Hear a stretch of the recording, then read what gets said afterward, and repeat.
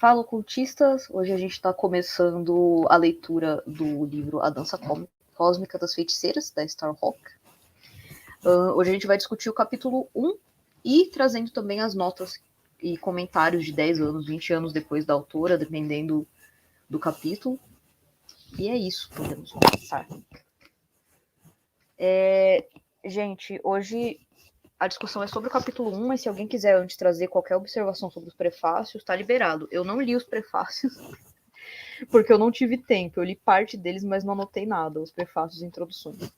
Então, se alguém quiser trazer alguma observação, sintam-se livres, senão a gente começa a discussão do capítulo diretão.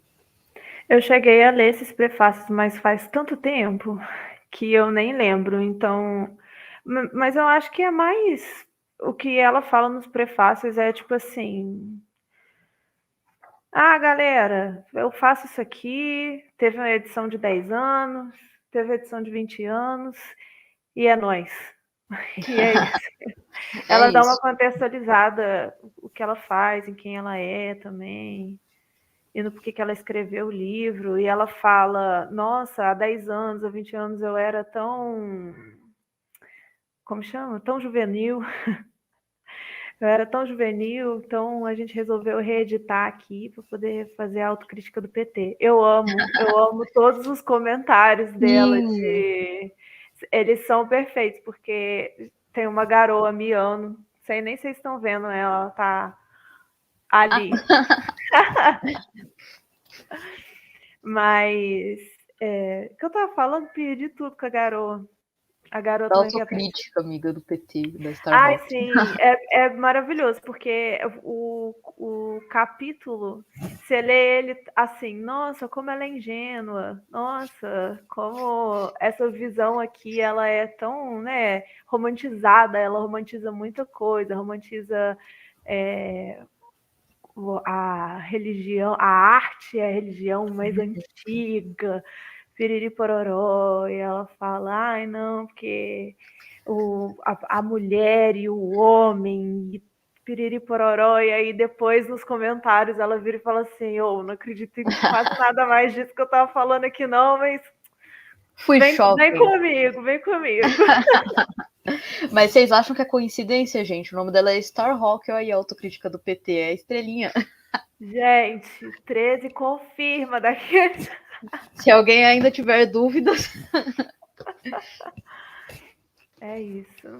Quer começar, amiga? Pode puxar aí. Podemos... Pode falar, Augusto.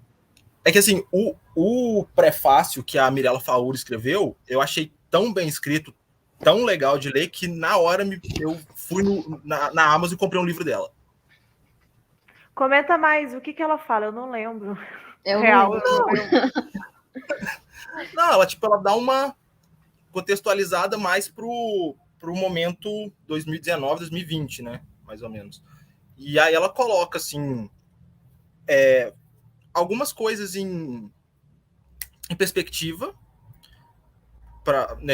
porque o último comentário da Starhawk é de 1999, né?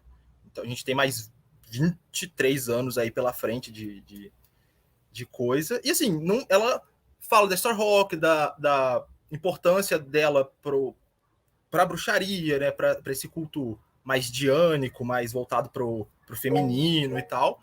E faz os elogios dela, né? E é isso. Não lembro, eu não anotei muito e tal, eu achei legal.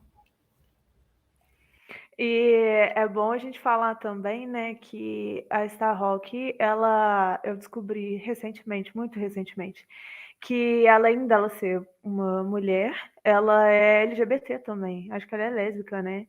E aí eu acredito que muito dessa visão que ela traz nesses comentários de edição de 20, de 10 anos e tudo mais, é por causa da vivência, da experiência, do contato dela com a comunidade também, né?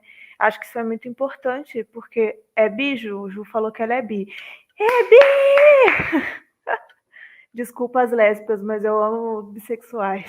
Desce a bandeirinha colorida, gente. Vai!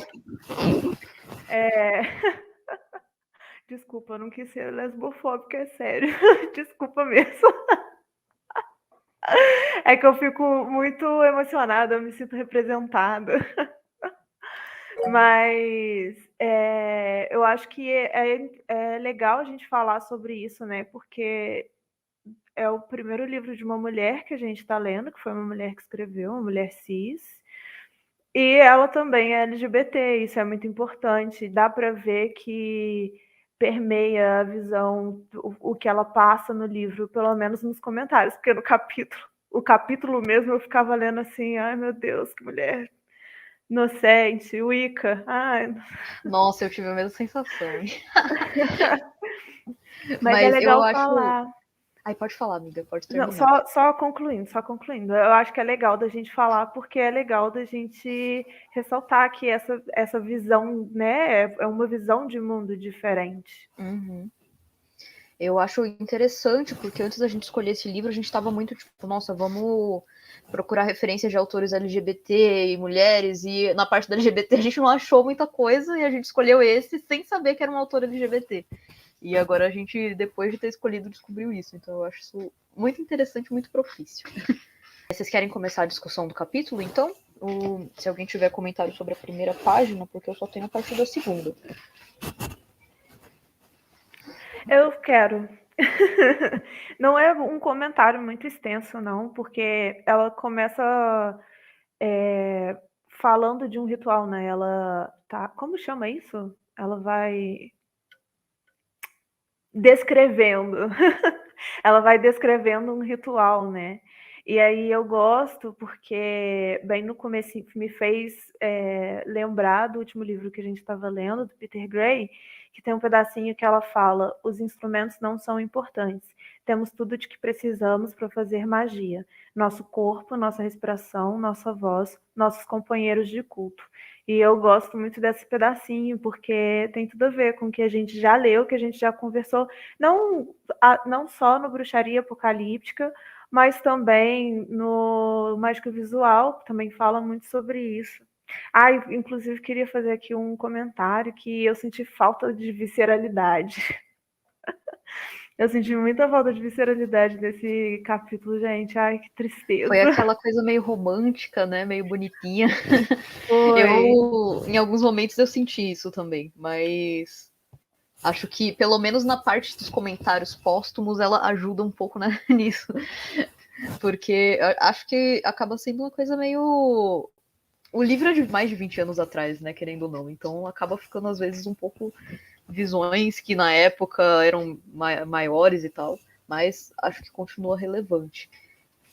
Eu tenho comentários só sobre a próxima página, se alguém quiser falar mais alguma coisa, mas eu vou começar a falar sobre bruxaria política, Inquisição e os caralho, então quem quiser falar de outra coisa pode falar. Vou meter bala, então. Eu queria trazer uma parte muito curiosa, né, da página 48, que ela coloca uma frase que tem no Maleus Maleficarum, né, que não acreditar na bruxaria é a maior de todas as heresias. E isso me lembrou muito de todo o rolê de como a bruxa ela acaba sendo o conceito de bruxa que a gente conhece hoje em dia, da pessoa que faz os feitiços, que não sei o que lá, comunga com Satanás e tal, acaba sendo muito uma invenção meio política, né, por parte da igreja. Toda aquela coisa de eles criarem um inimigo em comum para eles poderem se tornarem mais fortes e direcionar todo o ódio, toda a raiva e manipular a população. Foi uma ferramenta de conquista, né, do cristianismo, colocar a bruxa como inimigo, como aliada do diabo. E nesse processo tem toda a fundamentação e legitimação da misoginia na sociedade, né? Uma coisa que ela fala muito sobre a bruxaria, a religião mais antiga, mas muito da bruxaria moderna que a gente conhece hoje é uma coisa mais moderna mesmo. O que as pessoas passavam naquela época, elas não saíam e pensavam, nossa, eu sou uma bruxa, sou a neta das bruxas que não queimaram. Elas estavam vivendo a vidinha delas, a crença delas e tal, e aí a igreja chegou e falou, preciso dominar essas pessoas, vou fazer o quê? Vou colocar elas como inimigo. E eu acho que essa frase do Maleus Maleficarum deixa tudo isso muito claro.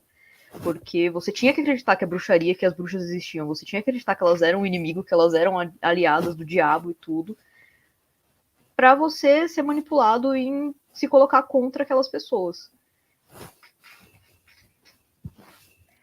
Total. E eu acho que capítulo em si, né, a vibe do capítulo como um todo, ela vai nessa meio de tipo assim, primeira religião, ela faz um contexto histórico duvidoso, inclusive, e ela fala, primeira religião e tal, eu vou comentar mais sobre isso depois, porque eu tenho algumas observações quando chegar no momento.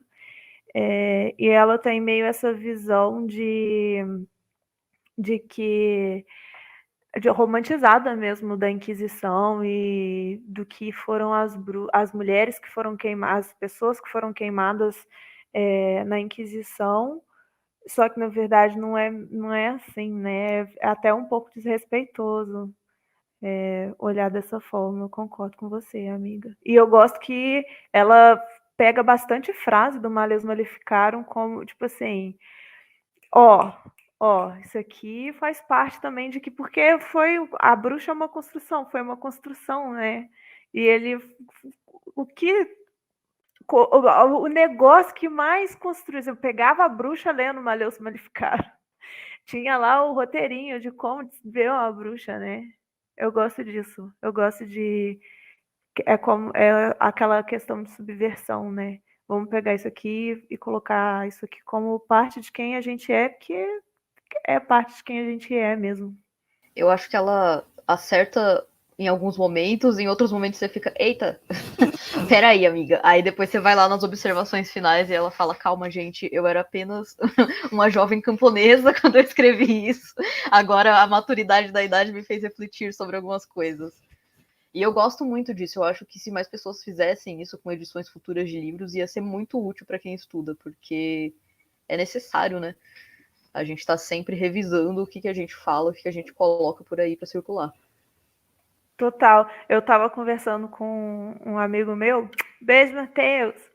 Não vai ver e também não vai participar, mas tudo bem. A gente conversa às vezes sobre bruxarias e tal. E aí ele falou assim, eu vi que vocês vão ler no clube a Starhawk, não sei o quê. Aí eu mostrei um pedacinho do livro do Peter Gray para ele, e aí eu fiz um comentário de tipo assim, esse cara aí envelheceu mal. Aí ele, todos os bruxos, né, amiga? Eu acho que a mulher que é bruxa, ela é mais sensata. Só bruxas envelhecem bem, bruxos, o que tem a ver? Todos eles despirocam em algum momento. Aí ele até virou e falou assim, acho que a única exceção é o Scott Cunningham. Aí eu virei para ele e falei assim, não... Existem babados sobre ele também, de que ele não era uma pessoa muito bem, né? Mas enfim. Só um comentário, né? Voltando pro livro. Mas rapidinho. Pode falar, só esse comentário. A gente ainda não tem nada para falar mal do Duquette. Olha aí, temos aí um homem. Temos um exemplo. O Augusto trouxe o lugar de fala dele, né? Ele como homem não vai. Daqui a 5 anos a gente revê esse vídeo e vamos ver o que acontece. Sim. Não, beleza. Mas se ele morrer até lá, tipo, morto não faz mais merda, né? Exatamente. Mas tem um parágrafo aqui na página 49 que eu fiz um colchete nele assim, escrevi polêmico, que é o segundo parágrafo, que ela fala que a bruxaria é uma religião, e ela fala, talvez a religião mais antiga ainda viva, e aí eu coloquei assim, sei não, hein? E é do Ocidente, né? No Ocidente, continuando aqui. E aí ela fala das origens da religião da Wicca, porque para mim ela está falando de Wicca, né? Não de bruxaria no geral. E aí ela fala que as origens são anteriores ao cristianismo, judaísmo, e talvez até anterior ao budismo e hinduísmo, que é muito diferente das chamadas grandes religiões, porque a antiga religião, como a chamamos, está mais próxima em espírito das tradições nativo-americanas ou do xamanismo, e pipipipopopó. E aí no final ela coloca A bruxaria extrai seus ensinamentos da natureza e busca inspiração no movimento do sol, da lua e das estrelas, no voo dos pássaros, no crescimento lento das árvores e nos ciclos das estações. E aí tem três asterisquinhos aqui, que são os comentários da edição, que ela vira e fala que a visão, né, de tudo dela aqui, ela é muito eurocentrada, né? É muito eurocentrada e ela é muito romantizada, igual a gente já tinha dito antes. E ela fala isso muito, muito, muito bem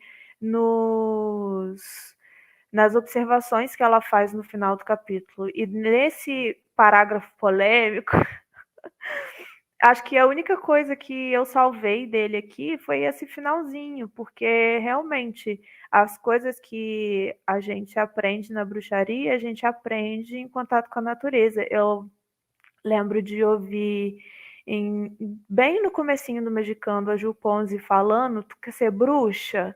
Então, você pega e observa a natureza. E é uma coisa que a Ju continua falando, assim, observa o que está à tua volta, observa o que está no teu redor. E é uma coisa que eu concordo muito, e porque a gente observa a natureza, né? Que é o que está ao nosso redor. E eu acho que a bruxaria vem daí mesmo. Aí eu gostei do finalzinho do parágrafo, mas todo o resto é tipo assim, amiga, pare com isso. Eu queria que ela tivesse trazido fontes para esse rolê todo que ela fala, né, de ser a religião mais antiga e tal, porque em vários momentos ela coloca referenciazinhas bibliográficas, mas nesse parágrafo em específico não achei. E sim, a Murray. Eu pensei na Murray quando eu tava lendo. Que a gente tava vendo no História da Bruxaria, era bem isso, né? Mas eu fiquei pensando, porque para mim, tipo, eram as tradições das pessoas, mas não era como se eles chegassem e falassem assim, nossa, eu sou bruxo, sou bruxa. Não, era, tipo, as tradições, as crenças deles, a feitiçaria, né, que tem a diferença da bruxaria, que, tipo, era as crenças populares da galera, do povo. E eu fiquei muito feliz que ela trouxe esse parágrafo nas observações dela, né? Falando sobre como ela foi eurocêntrica, descrevendo tudo aquilo, mas também ela fala que se você, sei lá, é europeu e quer aprender com a tradição africana, com a tradição indígena, você tem a obrigação de não idealizar esses povos, você tem que participar das lutas deles pela libertação, pela terra, pela sobrevivência da cultura. Eu acho isso extremamente importante. Inclusive até pra gente aqui no Brasil, porque tem muita gente aqui que no ano novo tá lá pulando as ondinhas pra Iemanjá, mas foda-se a discriminação que os cultos afro-brasileiros sofrem. Então eu acho que é um recado extremamente importante dela pra gente internalizar e aplicar na nossa vida. Total, e não só pessoas que só pulam as ondinhas no começo do ano e não fazem parte da religião, mas também pessoas que fazem parte da religião. Eu comecei a escutar o podcast que chama Atina para Isso, que é do David Silva. Não lembro sobre o nome do David, mas é do David. E ele é um podcast muito bom porque ele tem ele é bem enfático quando ele fala: "Ô, meus amados, minhas amadas, queridos do meu coração, Umbanda não é kardecismo. Para de ficar metendo espiritismo no meio da Umbanda, porque não veio daí, não foi o Zélio que fez essa porra de religião, não. Isso é historinha para poder ser mais aceito, para poder embranquecer. Algumas pessoas falavam, porque eu sou espírita, e na verdade era um bandista, mas falava que era espírita para não apanhar, ou então para não sofrer algum tipo de racismo religioso. Então, até quem está dentro da religião reproduz algumas coisas que são, né, duvidosas. E a gente precisa de estudar, a gente tem que saber de onde veio, porque muita coisa foi apagada. Então, e não é como se não tivesse hoje conteúdo para a gente poder saber e para a gente poder entender. Tem conteúdo, tem fonte, tem podcast, tem livro, tem os caralho. o pessoal estuda e publica aí o estudo deles para a gente poder ir lá e dar uma olhada. Igual, começou a falar assim, hoje eu estou faladeira. Igual eu estava ouvindo uma vez um podcast sobre povo cigano, aí levaram uma moça para falar que não era da etnia cigana, e existe uma diferença, né, da etnia cigana e do povo, de espiritualidade cigana. Você não pode colocar as duas coisas como a mesma coisa. E aí a mulher falando várias abobrinhas, tipo assim, véi, faz seu dever de casa, não coloca as coisas como se fossem uma só, porque não é, a gente tem que ter essa responsabilidade mesmo de fazer esses estudos. E para as pessoas que, por exemplo, vão em rituais de ayahuasca, consagra rapé, essas paradas, e não estão nem aí para as lutas indígenas dos povos originários do Brasil, também é chamando a atenção dessa galera, sabe? Porque, gente, o marco temporal, sabe? O pessoal tá acontecendo várias chacinas lá nas terras que os garimpeiros estão invadindo, sabe? Pelo amor de Deus. Enfim, essa é a minha indignação. Eu queria só falar que ela traz aqui no finalzinho da página 49 um conceito que eu acho muito importante para as práticas de bruxaria e tal, que é o conceito da ciclicidade, né? Que ela fala sobre como a vida e a morte eram um fluxo contínuo. Os mortos eram enterrados como se estivessem dormindo num útero, rodeados por seus instrumentos de ornamentos, para que pudessem despertar para uma nova vida.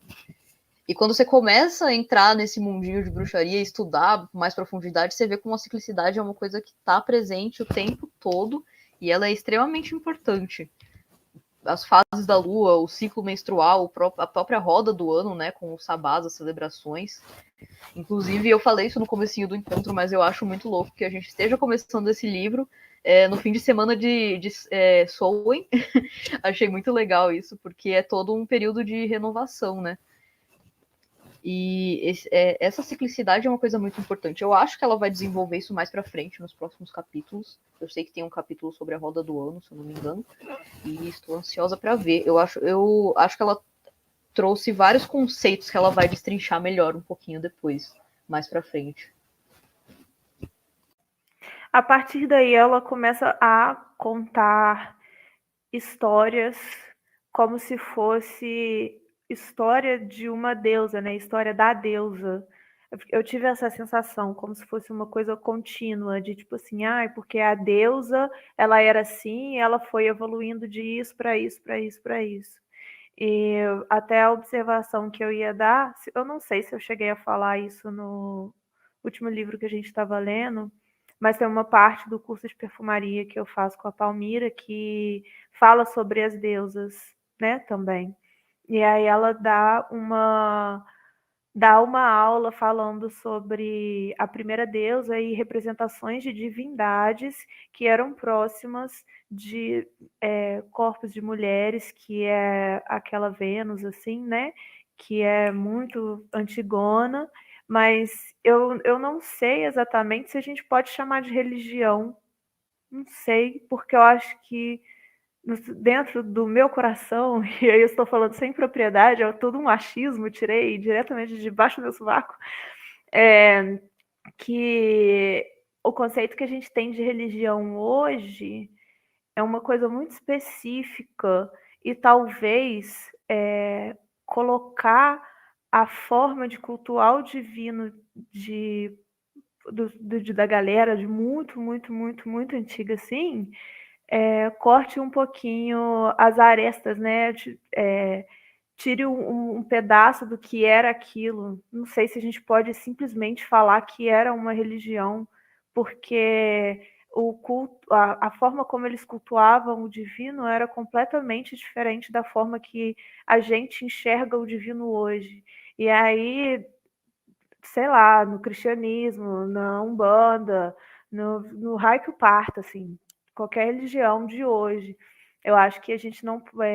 Eu não sei se eu colocaria como uma religião, e aí me deu um incômodo essa a forma como ela colocou linear, como se tivesse sido uma construção, assim.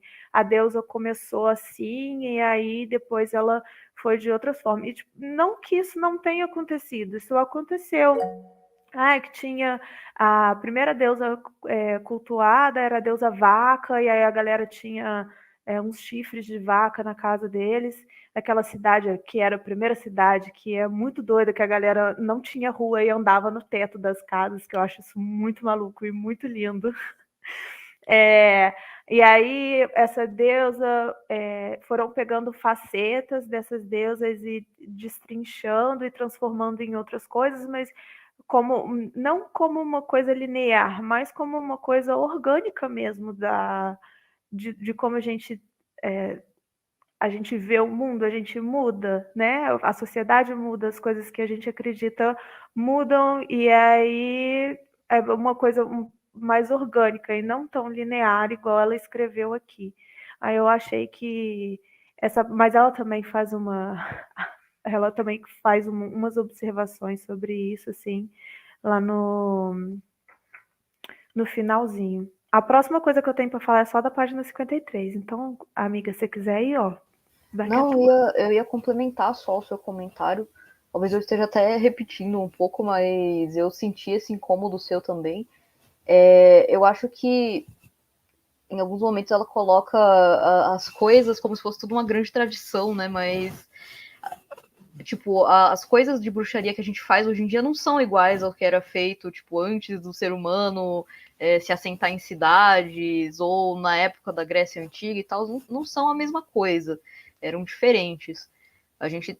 Eu sinto que é mais como se a gente pegasse alguns elementos, algumas coisas, e construísse uma visão moderna, diferente e tal.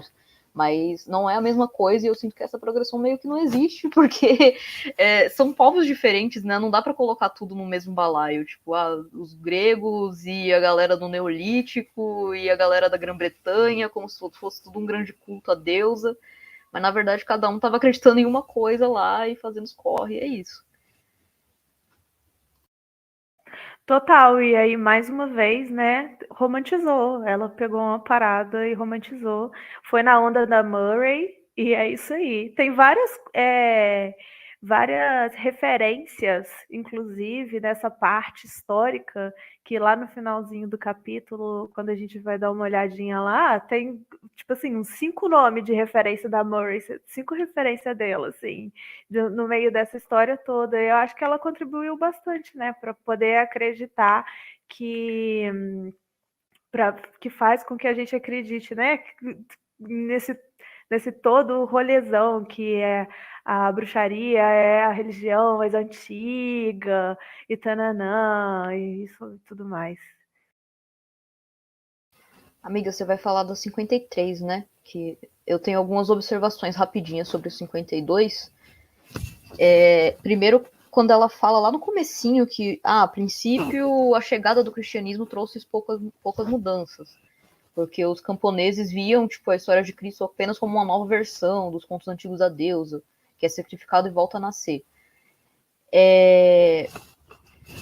Eu me lembrei, quando eu li isso, de uma entrevista que eu fiz para um trabalho da faculdade com um professor de história que tinha escrito um livro sobre sincretismo na Umbanda e tal. E ele disse que, para muitos povos que eram politeístas, era meio simples você aceitar a existência do cristianismo, tipo, tá, de boa. Porque eles já acreditavam em muitos deuses. Então, para eles, Cristo era só mais um que estava lá chegando, um deus diferente, um deus meio novo que estava surgindo assim. Então, para eles era meio de boa, assim, só, tá bom. Beleza, Jesus, tá de boa. Me lembrou muito disso. E depois ela fala, né, sobre a perseguição da Inquisição e as bruxas e tal. E é o que já foi dito aqui, né, que a igreja ela precisava de um inimigo para unir os fiéis e manipular a população. Então foi criada a ideia da bruxa para tornar esse inimigo visível. E nesse momento, tipo, foi uma coisa que acabou meio que institucionalizando e tornando legítima a misoginia que já existia nas sociedades, mas eles tornaram aquilo legítimo. Então, tipo, a sua vizinha mulher solteira que faz fofoca. é bruxa. A mina bonita que você queria, sei lá, casar com ela, mas ela não tem nenhum interesse em você. Nossa, é bruxa.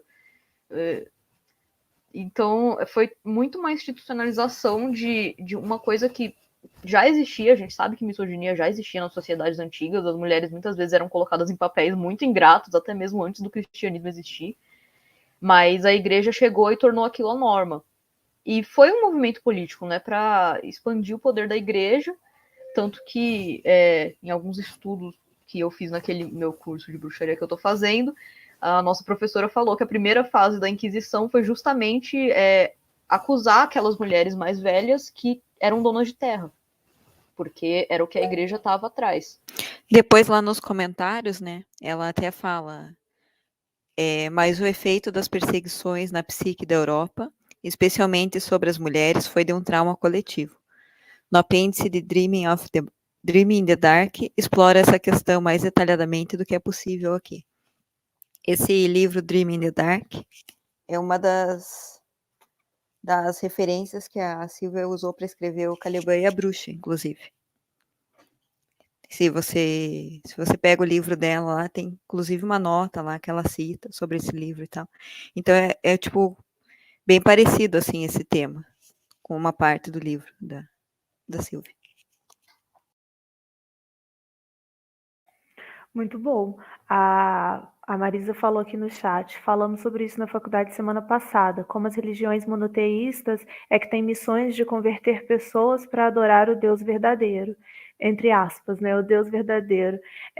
Eu fiquei pensando muito sobre isso, porque agora eu vou falar o nome do homem certo, gente, do Atina para isso, é David Dias, não é David Silva, é David Dias. Eu olhei aqui, porque tem alguns episódios, porque ele vira e fala assim, no Atina para isso, ele fala muito sobre esse rolê de vamos entender aqui como que funcionou o sincretismo, que foi importante e tal, mas vamos começar a desconstruir isso dentro da nossa religião, dentro da Umbanda, e vamos pensar que a gente não precisa de ficar usando isso mais. Uma coisa que a Babi, que é a professora minha aí da Bibs do curso de bruxaria, ela fala, tipo assim, seus ancestrais tomaram no cu lá atrás para você não ter que passar por isso hoje de novo. Eu acho que tem a ver com isso, de tipo assim, o pessoal tomou no cu lá atrás, teve que sincretizar as paradas para poder não tomar no cu, para a gente hoje poder virar e falar assim, gente, esse aqui é Oxalá, não é Jesus não, tá? Oxalá, é diferente. O negócio é diferente. Sim, a Starhawk fala isso. E aí, dela falando isso, eu lembrei do episódio que ele fala da Luzia Pinta. A gente não tem muito conhecimento de como foi a Inquisição aqui no Brasil, né? A gente não sabe como que aconteceu, como que as pessoas também foram mortas e acusadas aqui, e a maioria dessas pessoas, elas eram chamadas de feiticeiras, mas na verdade era o pessoal lá do Calundu, era a galera que não tinha Umbanda com o nome Umbanda, não tinha Candomblé com o nome Candomblé, mas era a galera que estava na raiz do que hoje a gente vai chamar de Umbanda, de Candomblé e de outros ritos, né, que são de matriz africana, porque era galera preta que veio lá da África, que tinha um pezinho lá no que trouxe conhecimento do povo banto, dos Yorubá e tudo mais. E aí é muito legal, porque nesse episódio do Atina para isso, que ele fala sobre Luzia Pinta era uma pessoa, foi uma mulher que não nasceu no Brasil, ela veio trazida da África, e ela tinha lá o terreirinho dela na casa dela, ela era Calundu, o nome não era Umbanda, e era muito parecido com as coisas que a gente faz na religião hoje. E ela foi morta, porque foi chamada de bruxa, ela era feiticeira, né?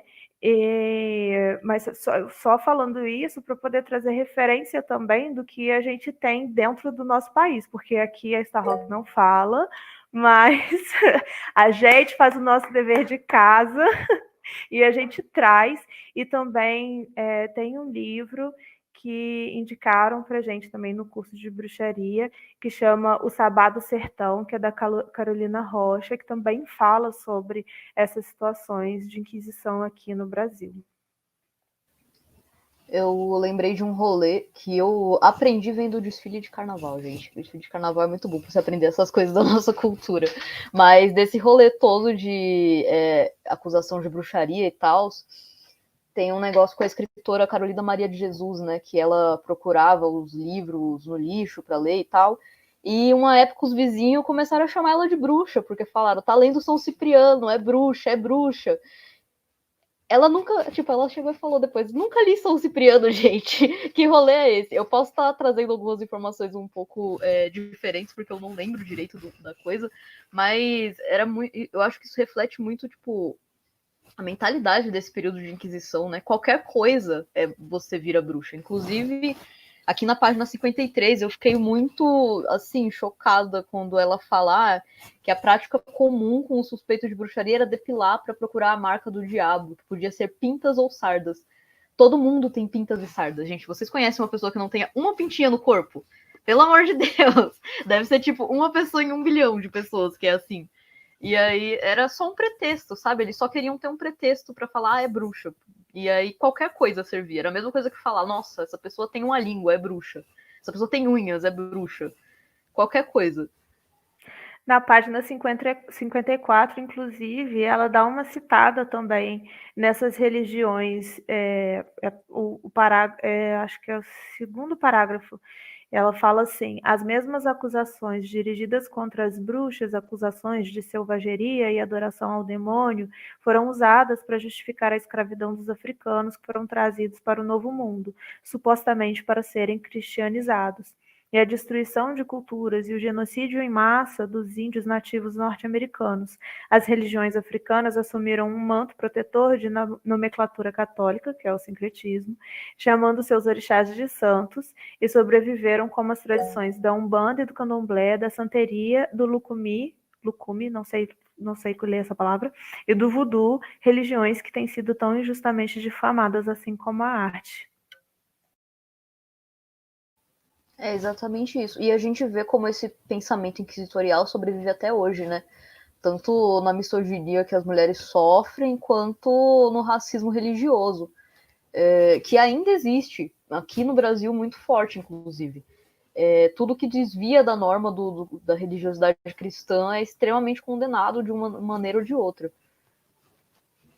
Eu queria até trazer um trecho da página 53, que eu acho que ilustra muito todo esse rolê de como era tudo uma grande ferramenta política e legitimadora da misoginia já existente na sociedade, que é quando ela fala, né, que a classe médica emergente, composta apenas de homens, dava as boas-vindas à chance de eliminar as parteiras e herbalistas das aldeias, suas principais concorrentes. Para outros, o julgamento das bruxas ofereciam oportunidades para se livrarem de mulheres arrogantes e vizinhas antipáticas. E mais pra frente ela fala, as vítimas eram as anciãs, as senis, as doentes mentais, mulheres cuja aparência não era agradável ou que sofriam de alguma deficiência, as mais belas da aldeia que feriam os egos errados ao rejeitar avanços ou que tinham despertado a luxúria de um padre celibatário ou de um homem casado. Homossexuais e livres pensadores eram apanhados na mesma rede. Às vezes, centenas de vítimas eram executadas no mesmo dia. E aí ela traz também o caso, né, de algumas aldeias na Alemanha que depois que a Inquisição passou por lá, tipo, sobrou uma mulher solteira em cada aldeia. Porque todas as outras morreram. Simples assim. E olha só como que é importante a gente ter uma outra perspectiva, né, de uma mulher escrevendo, de uma pessoa que não é um homem cis escrevendo, igual o Augusto falou. Isso o homem lá do História da Bruxaria não fala. Não, ele não fala. Ele não fala sobre isso, porque tem coisas que para ele não são importantes. E como que isso aqui não é importante, né? Ai, homens, desculpa aí, vocês que são homens e cis. Eu não tenho comentários aqui da 54. Eu tenho comentário na página 55. Posso passar para ela? Pode, eu tenho também, mas vou esperar você falar, que se pá a gente vai falar da mesma coisa. Tá. Primeiro comentário. Eu amo a expressão sair do armário de vassouras.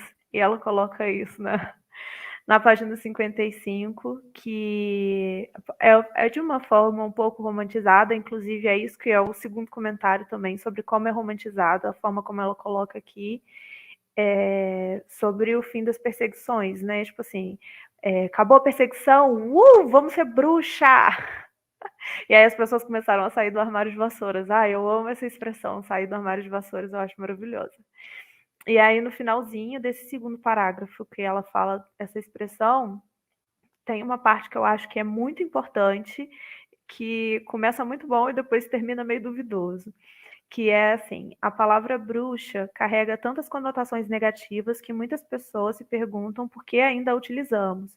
Porém, reivindicar a palavra bruxa é reivindicar um direito nosso, como mulheres, de sermos poderosas, como homens, de reconhecer o feminino no interior como divino.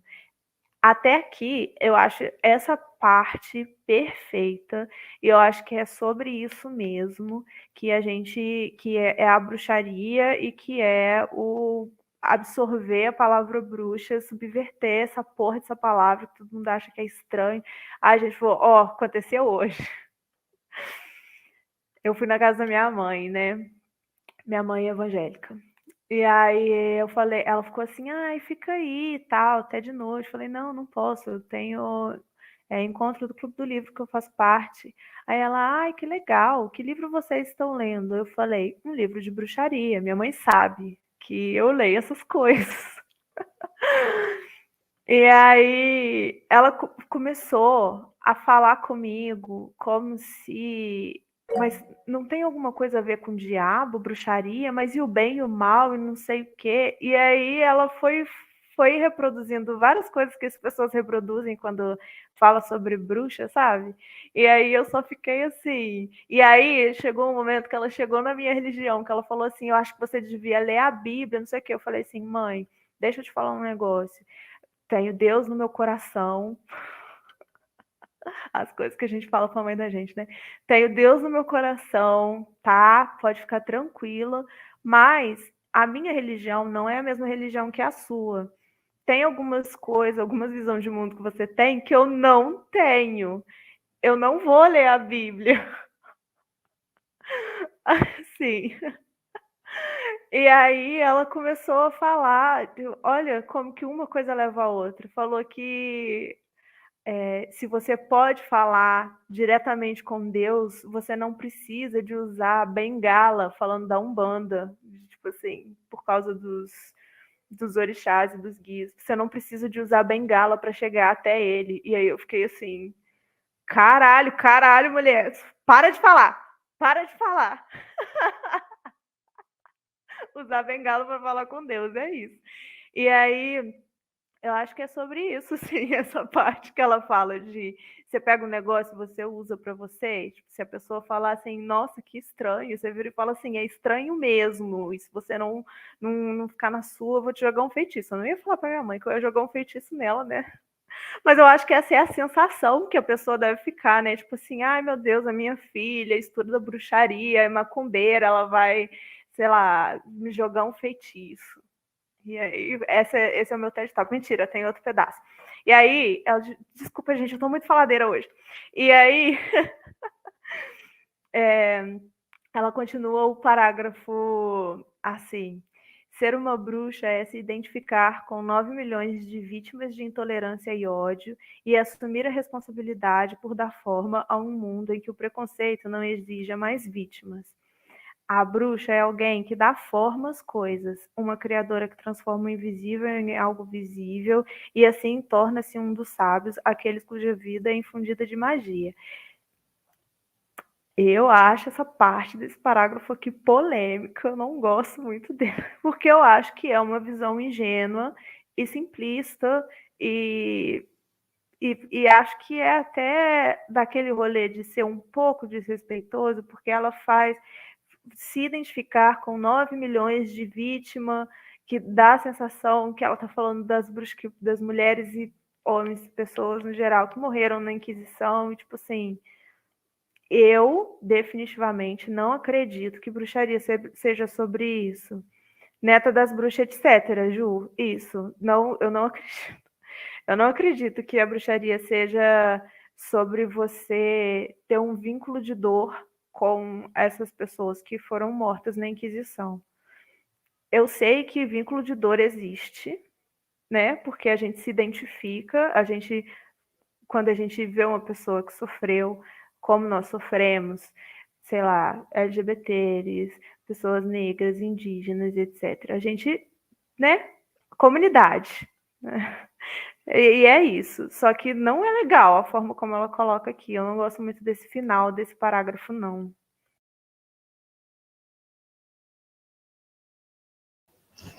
Eu fiquei com isso também na cabeça. Eu acho que a gente tem que ter muito cuidado, né? Quando a gente sai falando, sou neta das bruxas. Ou sei lá, esse tipo de discurso. Porque não sei, acho que não é sobre isso. Acho que não é sobre isso e não está tudo bem. Acho que você falou o que eu ia falar, Lari. A gente tem que saber honrar a dor que essas pessoas passaram, mas ter a compreensão de que elas não necessariamente eram uma bruxa feministona que estava lá fazendo os ritual e tal. Às vezes era só uma pessoa que estava vivendo a vida dela e se fudeu muito e usaram essa alcunha para destruir a vida dela. E a gente tem que saber respeitar e honrar isso, mas também, ao mesmo tempo, a gente não pode querer trazer essa dor pra gente, pro nosso presente, né? Eu não consigo ver como isso poderia fazer bem pra cabeça de ninguém, pra parte espiritual de ninguém. A Júlia falou assim no chat ali, eu acho meio romântico demais, ainda mais se você for um leitor branco, etc, etc. É sobre isso, né, gente? Mas não só de críticas são feitas a página 55. Também temos aqui uma exaltação, que já teve antes e vai ter de novo agora. Da minha parte, pelo menos. Que é no próximo parágrafo, logo depois desse, que ela vira e fala: a bruxaria sempre foi uma religião de poesia, não de teologia. E eu acho isso lindo. E eu concordo com isso. Todos os livros que a gente tem lido até hoje falam sobre isso também. Cara, não dá. Eu não consigo mais separar magia e arte, independente da arte que for. Se é uma música, se é uma dança, se é teatro, se é escrita, se é. Não consigo, não dá. Magia e arte, para mim, tá completamente interligado, porque são duas coisas que movimentam a gente por dentro e por fora de uma forma tão única que, tipo assim, não tem como você falar que quando você tá tendo um momento catártico da tua vida por causa de algo, por ter tido contato com alguma arte, você falar que isso não é magia para mim, isso não entra na minha cabeça. Para mim é sobre isso e tudo bem.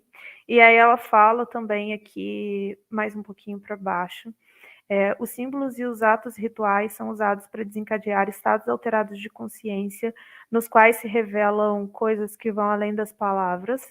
Alô, mágica visual, que foi sobre isso para mim também, totalmente.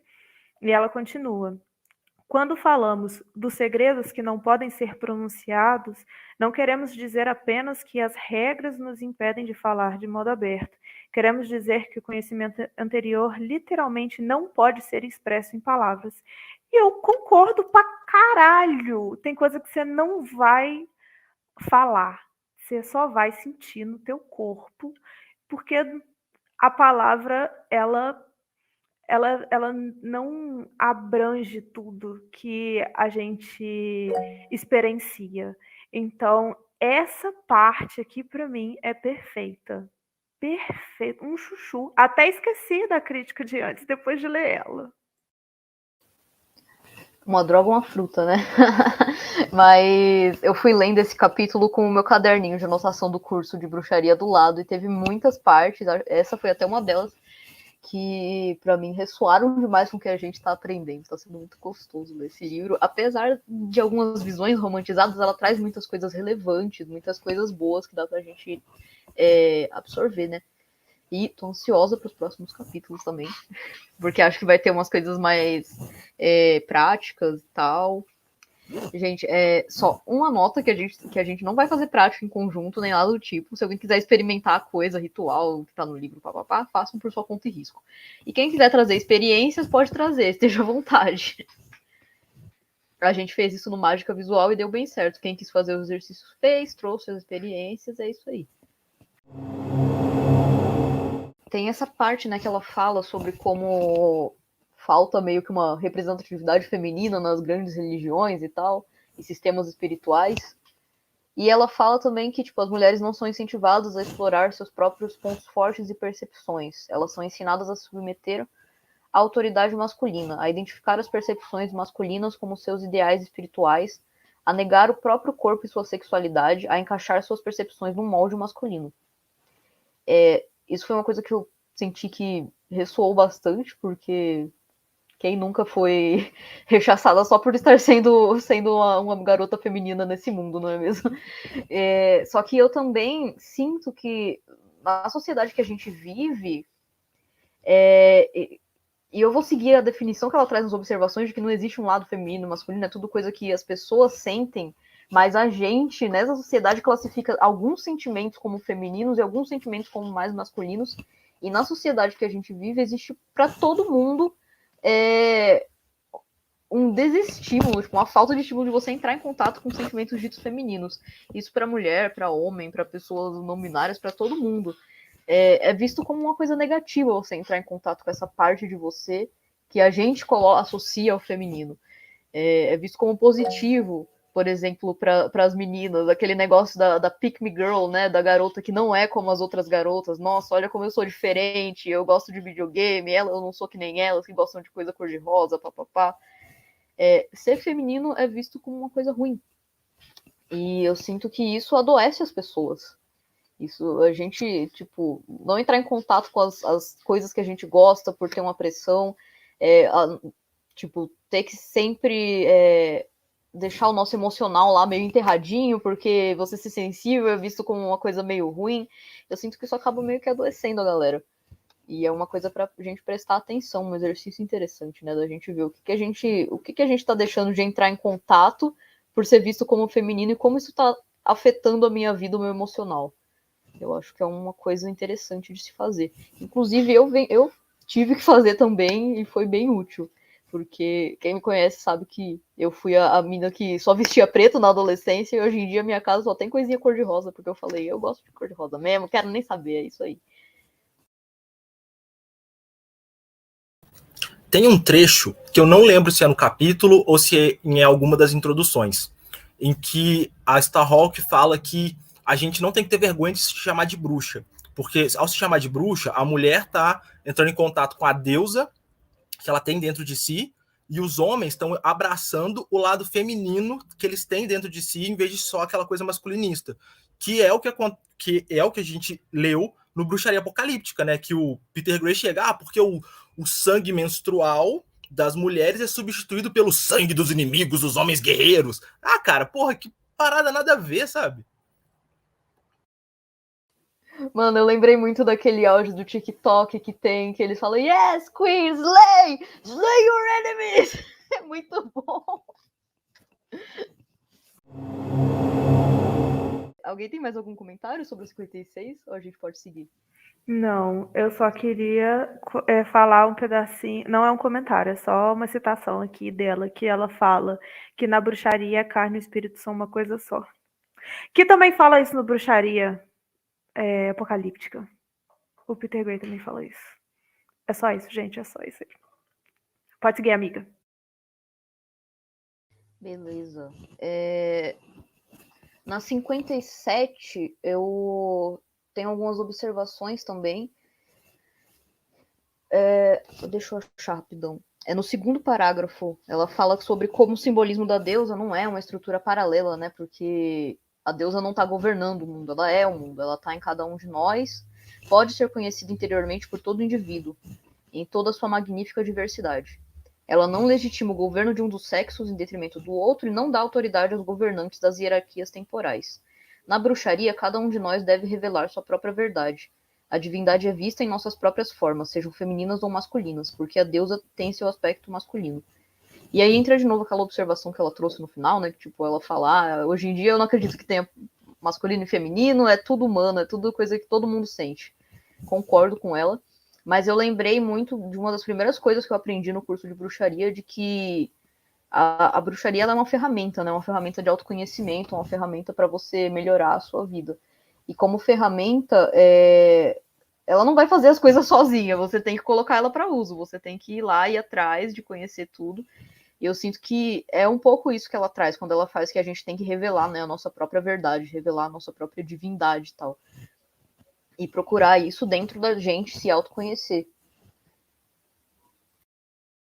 Total, eu marquei bastante dessa parte, desse parágrafo que você falou, concordo com o que você disse, e eu marquei também o próximo parágrafo que ela fala que o símbolo da deusa é poema gógico, porque ela fala que que ele tem uma qualidade onírica meio deslizante. E aí, quando eu li isso, eu fiquei imaginando uma água, assim, um negócio meio aquoso, muito fluido e tal, e eu acho que é muito sobre isso, né? Ela continua assim, num aspecto desliza para o outro. A deusa está constantemente mudando de forma e de rosto. E isso eu acho muito lindo, porque é como as coisas acontecem dentro da gente, né? Nada tem uma forma muito. A gente que pensa sobre, e aí tem crise de ansiedade.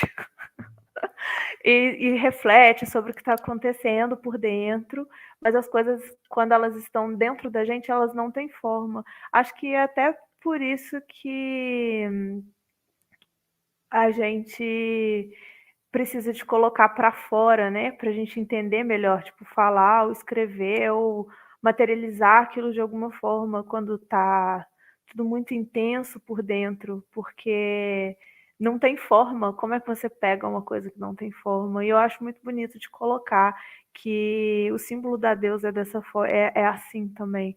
Augusto, quero ouvir você falar poema sobre como que vocês aprendem de uma forma poética na arte. Porque eu não entendi o que você falou. A arte que eu estou citando aqui é a arte que a Starhawk fala, que é a bruxaria. Que poema agógico, né, o agogos é do grego, que significa orientar, guiar. Então, é por isso que vem a pedagogia. Então, uma poemagogia é quando a gente está aprendendo pela poética.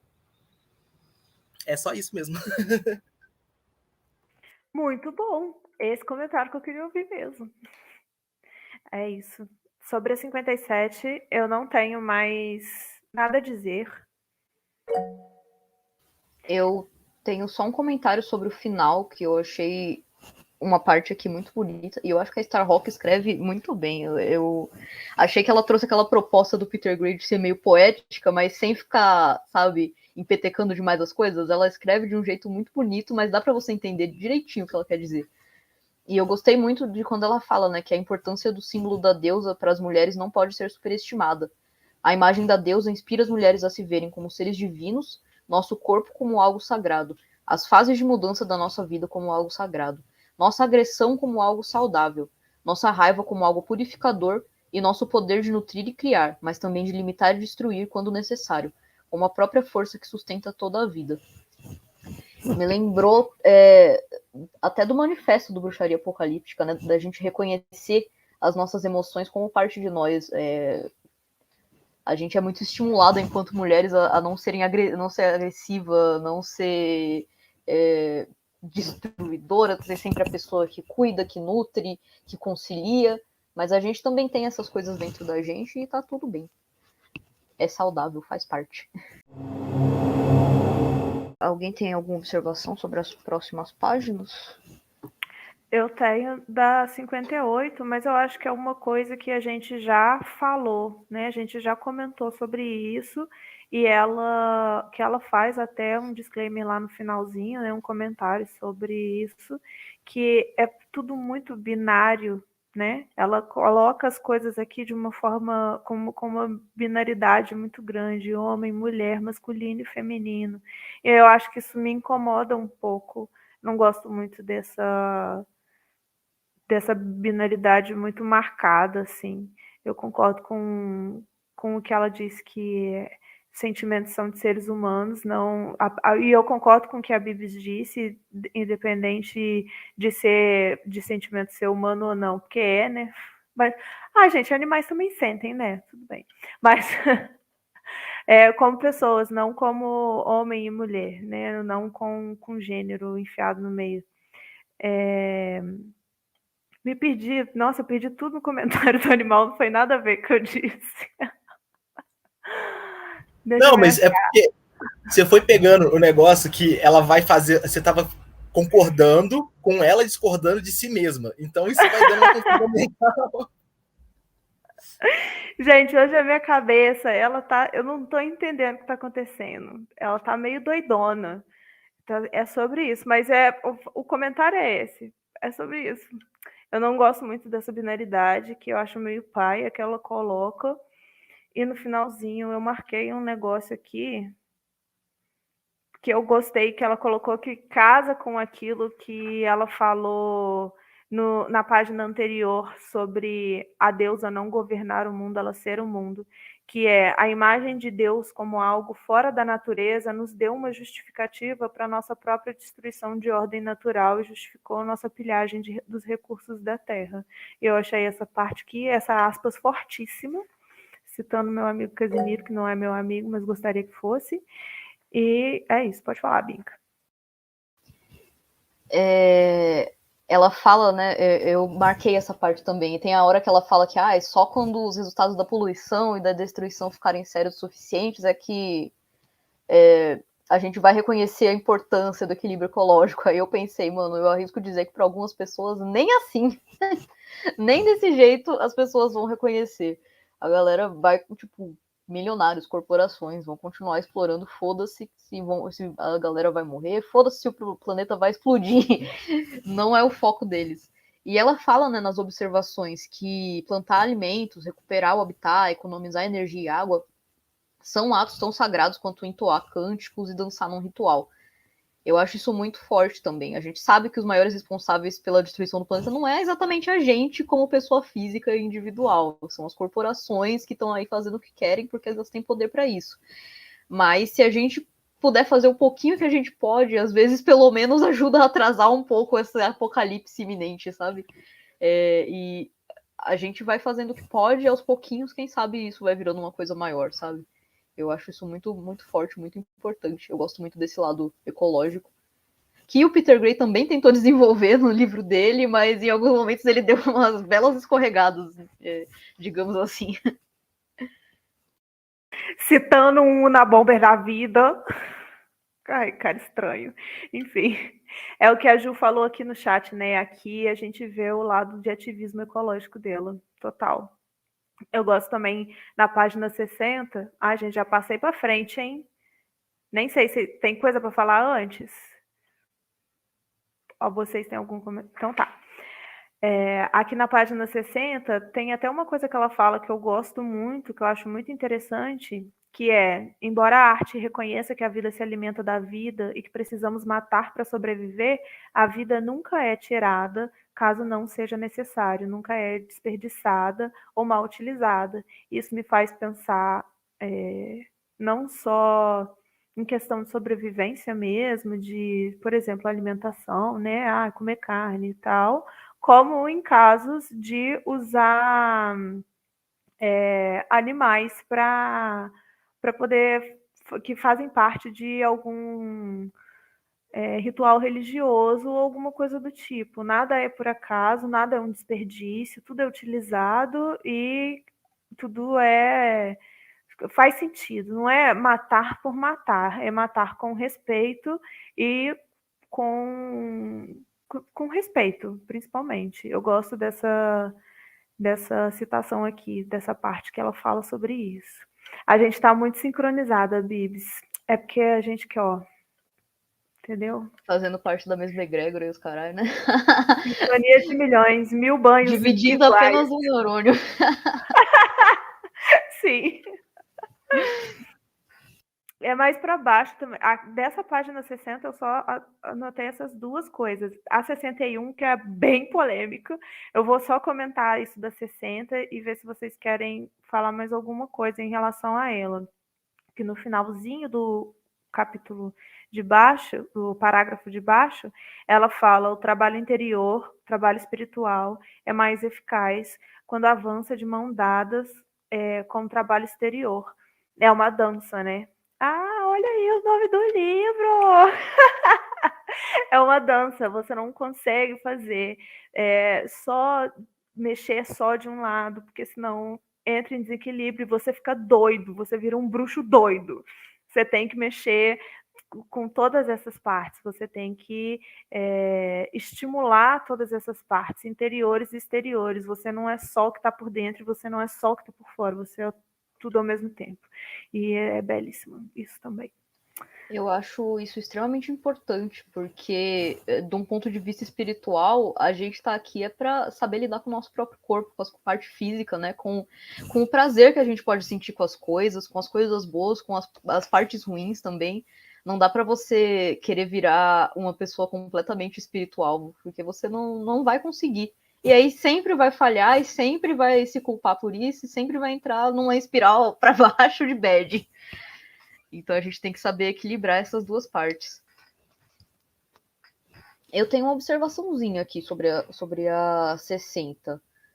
Deixa eu achar. É um trechinho que ela fala. O parágrafo que ela começa na 60 e termina na 61. Que ela fala sobre como as bruxas não veem a justiça como algo administrado por uma autoridade externa, com base num código escrito ou num conjunto de regras. A justiça é um sentido interior de que cada ato traz consequências que devem ser enfrentadas com responsabilidade. A arte não fomenta a culpa, essa voz interior severa, admoestadora e que odeia a si mesmo e paralisa a ação. Em vez disso, ela exige responsabilidade. Isso me lembrou muito uma coisa que a Babi, a nossa professora, fala, né? Que quando a gente é encarado com qualquer problema, ela fala: criança reclama e adulto age. Porque não adianta a gente só entrar na espiral de culpa, né? De ficar, nossa, fiz bosta. Fiz merda, sou uma pessoa terrível, nunca mais vou sair na rua, nunca mais vou mostrar minha cara. Tipo, o que você vai fazer para consertar a bosta que você fez? O que você vai fazer para resolver esse problema que apareceu para você?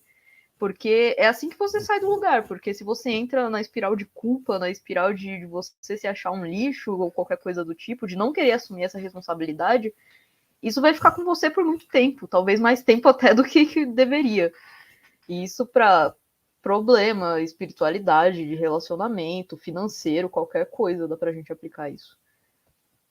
Total. E até tem uma parte mais embaixo que ela coloca a citação desse Victor Anderson aqui, que é sacerdote das fadas, que ele fala: honre a deusa que existe em você, celebre a si mesmo e você verá que o eu está em todos os lugares. É você honrar a si mesmo, né? Você ter responsabilidade pelas coisas que acontecem, pelos seus atos e resolver seus BO. Tipo assim, não tire a sua responsabilidade de resolver os seus BO. Eu acho essa parte ok, concordo, acho muito importante, inclusive, mas é aquele negócio de uma fruta e uma droga, né? Aí a parte do que ela continua desse parágrafo que a Bibis acabou de ler, eu não acho muito legal, porque ela coloca a questão do retorno, né? Como é que chama esse negócio aí? A lei do retorno, né? O que você envia retorna para você triplicado. Que é meio complicado, é uma coisa meio que dá para enveredar também para esse lado, que é de uma culpa muito que vem do cristianismo, que você está fazendo bosta, você não pode fazer bosta para os outros, e ela coloca de uma forma que eu acho muito moralista. Tipo, me dá aquela sensação de tipo assim, você não pode desejar o mal para outra pessoa. Não pode desejar a morte do Olavo de Carvalho. Não pode ficar feliz que o homem morreu. Ressuscitei o morto, gente. Não pode ficar feliz que o homem morreu. E aí, tipo assim, quem disse que você não pode ficar feliz porque uma pessoa morreu? Se a pessoa é uma bosta, você pode fazer o que você quiser da sua vida. Inclusive, se ela não for uma bosta, também o problema é seu. E eu acho que é até um pouco contraditório, porque fala de, tipo assim, você tem que se responsabilizar, você não pode, esse negócio de culpa não é legal e tal, mas é uma culpa. Você tem que ser uma pessoa certinha, moralmente falando, e eu acho que isso é horrível, eu não gosto. Não sei se é aqui que ela fala, no final no penúltimo parágrafo, ela vira e fala assim: na bruxaria, todos os atos de amor e prazer são meus rituais. A sexualidade, como uma expressão direta de força vital, é vista como algo espiritual e sagrado. Podemos nos expressar livremente, desde que o princípio norteador seja amor. E se eu não quiser que seja amor, minha querida? E se eu quiser que seja só tesão? Se eu quiser que seja qualquer outra coisa? É muito aquele papinho de eu tenho um amor para minha vida, e aí tem que ser especial, o sexo que eu vou fazer, e não sei, eu levei muito para esse lado, e aí eu fiquei com um pouco de raiva quando eu estava lendo desse pedacinho específico, porque eu achei esse parágrafo muito moralista, muito, muito, muito moralista. Mas é isso, não sei nem se vocês concordam, gente. Mas essa foi a minha visão desse parágrafo. Eu concordo com o que a Bibs falou, assim, da questão da responsabilidade lá no comecinho, que foi um pedacinho da página anterior para essa página, mas o resto, fiquei assim, joga fora. Gente, eu só tenho observações na página 64 agora, então quem quiser falar de coisa antes pode falar. Deixa eu ver, eu acho que eu tenho uns negócios que eu coisei aqui. O que eu tenho para falar, eu devia ter falado assim há 1 hora atrás, mas aí deixa Amigo, pra falar fala. Não, fala agora, fala. Tá bom, tá bom. Seu momento. É que a Mirella, ela fala que a primeira vez que ela viu esse livro, nos anos 80, sendo vendido numa livraria assim, ela olhou o nome e falou: Dança Cósmica das Feiticeiras. Ah, deve ser aqueles livros bobinho, pra essas meninas que gosta que gosta da parada assim de bruxaria, que quer brincar, e não levou a sério. E não leu.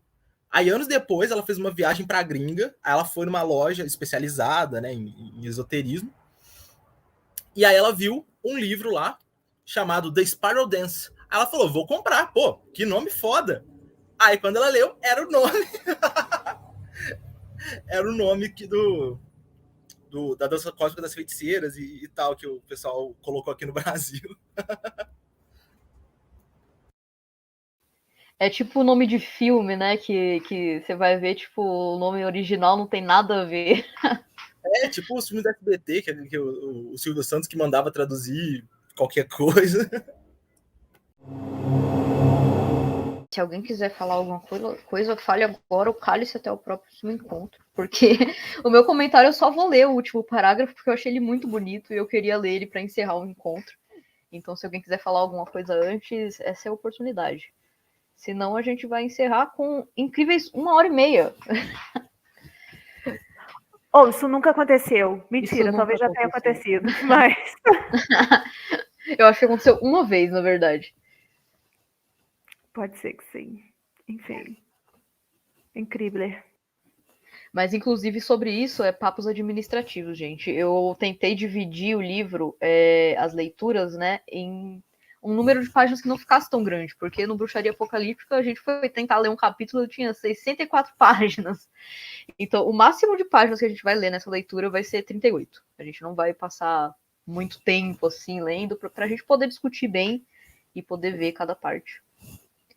Então eu vou falar, gente, vou ler. Porque eu achei esse último parágrafo muito bonito, eu vou ler ele inteirinho, porque eu gostei.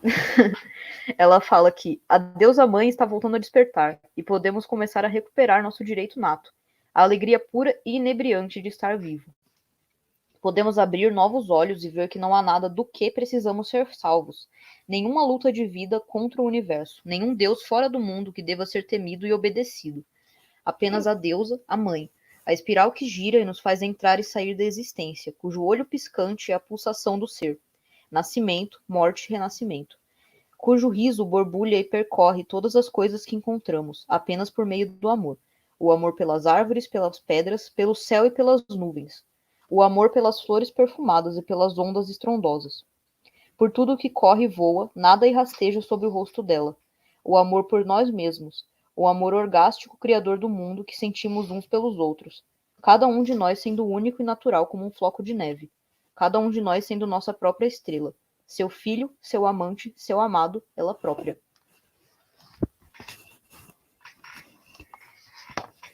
Muito lindo. Muito lindo. Isso, muito bom, muito É lindo. isso, gente. Fala, Ju. Fala, Ju. Foi sem querer, na verdade. Tudo bem. Não, mas vou falar agora. Então, aqui ela já dá, tipo, nessas partes, assim, que ela falou umas coisas bonitas e tal. Eu acho que ela já dá uma ideia do que vai ser o resto do livro, assim. Como é que funciona a tradição dela, que é a Reclaim. E, assim, quando eu pego um livro, assim, de bruxaria, tipo... De algum tipo de bruxaria, né, na verdade. Eu já procuro ver aquilo ali com um jeito, assim, tipo, isso daqui é a tradição dessa pessoa, então... Não é a verdade universal sobre a bruxaria ou alguma coisa assim. E às vezes a gente tem críticas sobre a forma que a pessoa vê essa grande deusa, ou tipo. E a gente sabe que é uma coisa que faz parte, que talvez tenha vindo da Wicca ou de outras tradições que ela viu antes de formar a tradição dela. E aqui o que a gente vai ver no livro, que ela chama de religião, na verdade é um sistema de crenças que ela foi formando para formar o grupo dela e depois o que veio a ser uma tradição e tal. Então, eu acho que é legal a gente sempre ver com esse olho, assim, de não dizer que ela está dizendo a bruxaria é isso daqui pronto, mas é a forma que ela separou para formar as práticas dela e o sistema de crenças do grupo dela e tal. Nossa, eu achei muito importante você ter falado isso. Foi tipo um acorda, Larissa, porque eu tenho muito a tendência de olhar dessa forma, de ir no sentimento e tipo só tipo assim, não concordo mas o que você falou é muito importante, porque é a crença dela, ela está escrevendo sobre a tradição dela, sobre a crença dela e as coisas que ela estudou para que ela para poder construir é o que ela acredita. É sobre isso. Nossa, perfeito. Perfeito, Ju, o que você disse. Eu pensei aqui, né, que do mesmo jeito que aqui no Brasil, tipo, cada terreiro de Umbanda tem a sua tradição. A bruxaria é um pouco assim, né? Tem vários tipos de bruxaria e é bom a gente ouvir a experiência da galera, mas a gente pode pegar o que serve pra gente e cuidar disso também. Cada um vai pegando um pouquinho de um lugar, de uma tradição, de outros sistemas mágicos, de outras religiões, às vezes. Então é legal, assim, justamente a gente conhecer várias tradições e separar o que serve e o que não serve. E não necessariamente, tipo, o que ela falou ali é mentira ou é errado. Para ela funciona e tá dando certo e tá tudo bem.